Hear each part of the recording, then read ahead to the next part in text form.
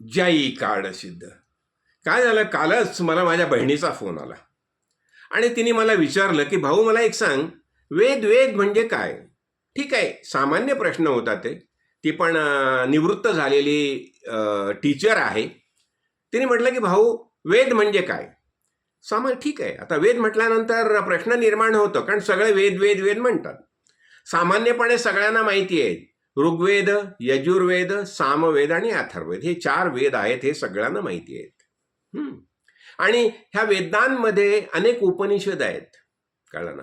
त्यामध्ये कर्मकांडावर उपनिषद आहेत, ज्ञानकांडावर आहेत आणि उपासनाकांडावर आहेत. म्हणजे जवळजवळ 1200 उपनिषदे जी आहेत ना, त्यामध्ये विशेष महत्वाची अशी 10 उपनिषद ज्ञानावर आहेत, कळलं ना.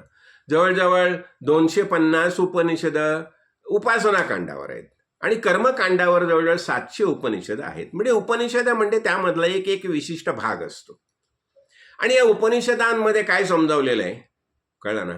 कर्मकांडावर काय समजलं म्हणजे अनेक आपण जी कर्म करतो ना, ही कर्म करताना कशा पद्धतीने कर्म करायला पाहिजे, कळलं ना. म्हणजे कर्माचे सुद्धा प्रकार असतात बघा, कळलं ना. एक प्रत्यय म्हणजे ज्याला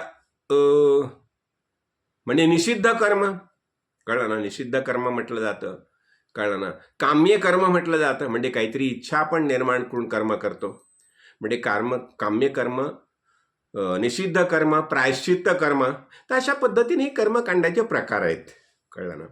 आणि ते कर्मकांडाचे प्रकार केले जातात अनेक मंत्रविधीच्या संदर्भामध्ये. आणि अशा पद्धतीने उपासना करणारे अनेक ब्राह्मण सुद्धा आज आहेत, कळलं ना. उपासना कांडामध्ये अनेक प्रकारच्या उपासना सांगितल्या जातात, कळलं ना. ह्या उपासना सुद्धा आपण अनेक प्रवचनांच्या माध्यमातून आपण पाहिलेल्या आहेत, कळलं ना. विशेषतः आपण म्हणजे मी खास म्हणजे जेव्हा बृहदारण्यक उपनिषदामधले मी काही गोष्टी तपासल्या पाहिल्या, तेव्हा मी उपासना कांडावर म्हणजे आता नेहमीची नित्यनैमित्तिक पूजा असते ना, सत्यनारायणाची पूजा. सत्यनारायणाची पूजा हा सुद्धा उपासना कांडाचा भाग आहे. आपण देवाला हे करतो, म्हणजे आता पार्थिव पूजा बघा. योगायोगाने परवाच मला एका ठिकाणी पार्थिव पूजेसाठी बोलावणं आलं होतं. बस मी गेलो होतो तिथे पार्थिव पूजा. म्हणजे ह्या सगळ्या अनेक प्रकारच्या पूजा अर्चा ज्या आहेत, पूजा अर्चा वगैरे वगैरे. अहो बघा ना, आता कावडीये जातात, कावडी घेऊन जातात, शिवशंकराला अभिषेक करतात. आपले मराठी बांधव जे आहेत पंढरपूरला जातात, कळलं ना, तिथे पांडुरंगाला अभिषेक करतात, पूजा अर्चा करतायत. म्हणजे ह्या सगळ्या ज्या आहेत ह्या उपासना कांडामध्ये आलं. म्हणजे कर्मकांड, उपासना कांड आणि ज्ञानकांड. आता ज्ञानकांड जे आहेत ना, कसं होतं, कर्मकांड आणि उपासना कांडामध्ये आपण ह्याने काय होतं, ह्यामध्ये चित्तस्य शुद्धये कर्म. लक्षात घ्या, चित्त अंतःकरणाची शुद्धी व्हायलाच पाहिजे, कळलं ना. कारण अनंत जन्मामध्ये आपण अनंत कर्म केलेली असतात. ती कर्म कशी असतात, सात्विक असतात, राजसिक असतात, तामसिक कर्म असतात. मग ह्या अनेक कर्मांच्या माध्यमातून आपल्या मनावर एक मालिन्य आलेलं असतं, कळलं ना. धूळ साचलेली असते, काजळी आलेली असते, पाण्यावर शेवाळ आलेलं असतं. मग हे सगळं दूर करायला पाहिजे. मग हे दूर करण्याचं जे कार्य आहे हे कर्मकांड आणि उपासना कांडामुळे होतं. आपण अगदी राधे राधे राधे कत उड्या जरी मारत बसलो, कळलं ना, कीर्तन करत जरी बसलो तरी हे कीर्तन करणं, नामस्मरण जरी करत बसलो, नामस्मरण सुद्धा चित्तस्य शुद्धये. नामस्मरणाने तुम्हाला भगवंताची प्राप्ती नाही होणार, पण भगवंताच्या प्राप्तीसाठी जी पात्रता लागते ती पात्रता ह्या कर्मकांड आणि उपासना कांडाच्या माध्यमातून आपण प्राप्त करू शकतो, कळलं ना. आणि वेद म्हटल्यानंतर काय, वेद म्हणजे शब्द कुठला, वेद म्हणजे वेत्ती म्हणजे जाणणं, जाणणं, समजून घेणं, कळलं ना. त्याची जाणीव होणं. आता बघा, इथे मी हात लावला, स्पर्श केला. आता इथे हात लावल्यानंतर काय झालं, स्पर्श झालं, स्पर्शाचं ज्ञान झालं. आणि हे ज्ञान मनाने घेतलं म्हणजे कळलं ना, हे स्पर्श ज्ञान झालं ना. मग हे मनाकडे पोचतं झालं, म्हणजे मनाला कळलं, जाणीव झाली की मला कोणी ना कोणी स्पर्श केला, म्हणजे हे स्पर्श ज्ञान झालं, कळलं ना. म्हणजे वेदांनी काय केलं, वेद म्हणजे वेत्ती, वेत्ती म्हणजे जाणणं. आता व्यावहारिक आपण अनेक गोष्टी जाणतो, कळलं, ह्या भूतलावर आता पंच तन्मात्रा आहेत की नाही, शब्द, स्पर्श, रस, रूप आणि गंध. शब्दाच्या माध्यमातून आपण अनेक गोष्टी समजून घेतो, शब्दाच्या माध्यमातून, स्पर्शाच्या माध्यमातून समजतो. शब्द, स्पर्श, रस, रस आपण चव वगैरे घेतो की नाही, रूप आपण डोळ्याने अनेक गोष्टी पाहतो, आणि गंध आपण नाकाने श्वास वगैरे घेतो. ह्या सगळ्या गोष्टी आपण जाणतो. मग ही जाणीव आपल्याला कुठून होते? मनाच्या माध्यमातून होतं. कळलं ना? म्हणजे आणि इथे इथे काय झालेलं आहे, मनाने काय केलं, हे मूलभूत चैतन्य आहे ना, कळलं ना, ह्या मूलभूत चैतन्याकडून ही संवित ग्रहण करण्याची क्षमता मनामध्ये आहे. मग मनाने काय केलं, मनाने ह्या मूलभूत चैतन्याकडून संवित ग्रहण केली. लक्षात घ्या. अहो साधी गोष्ट, इलेक्ट्रिसिटी समजा ना. आता इलेक्ट्रिसिटीचा करंट आला, आपण फॅनचं बटन ऑन केलं की फॅन चालू झाला, लाईटचं बटन ऑन केलं की लाईट चालू झाली. पण हे कुठून आलं? इलेक्ट्रिसिटी.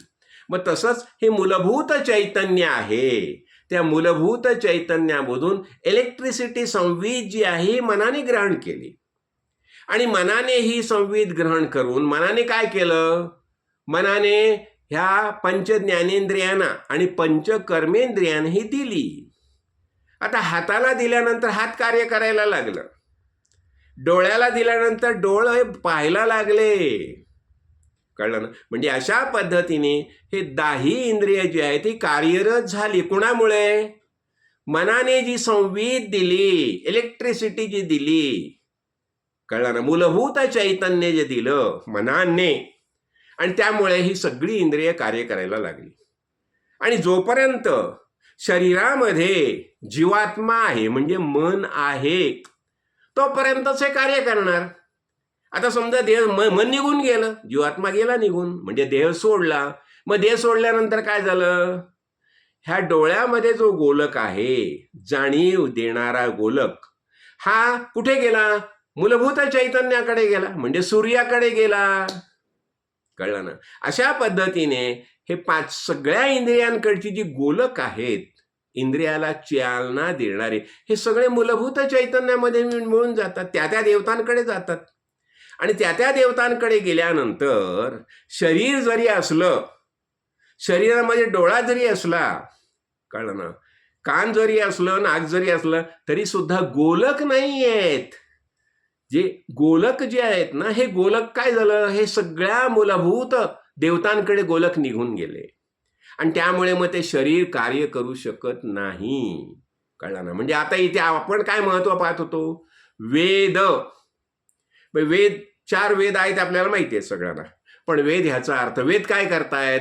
कर्मकांड, अनेक प्रकारच्या कर्मांचे विश्लेषण करतात, अनेक प्रकारच्या उपासनांचं विश्लेषण करतात, आणि शुद्ध ज्ञानाचा उपदेश करतात. कळलं ना? आणि शुद्ध ज्ञानाचा उपदेश केल्यानंतर आपल्याला कळतं की हे संपूर्ण विश्व माझंच रूप आहे, आणि ह्या विश्वरूपाने आकाराला मीच आलेला आहे, आणि मी आत्मा आहे, हाच आपला निश्चय होतो. वी हॅव टू क्लेम काय, आय एम दॅट, मी आत्मा हे आपल्याला क्लेम करायचंय. लक्षात आलं ना?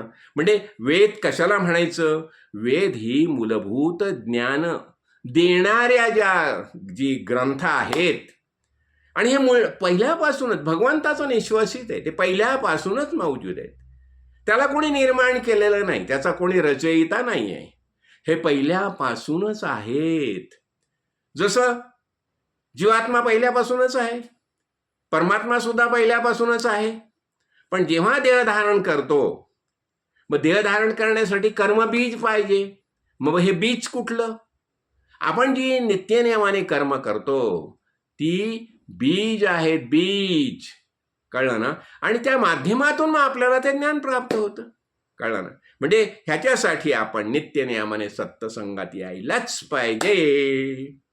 कळलं ना? जय काळ सिद्ध, जय काळ सिद्ध.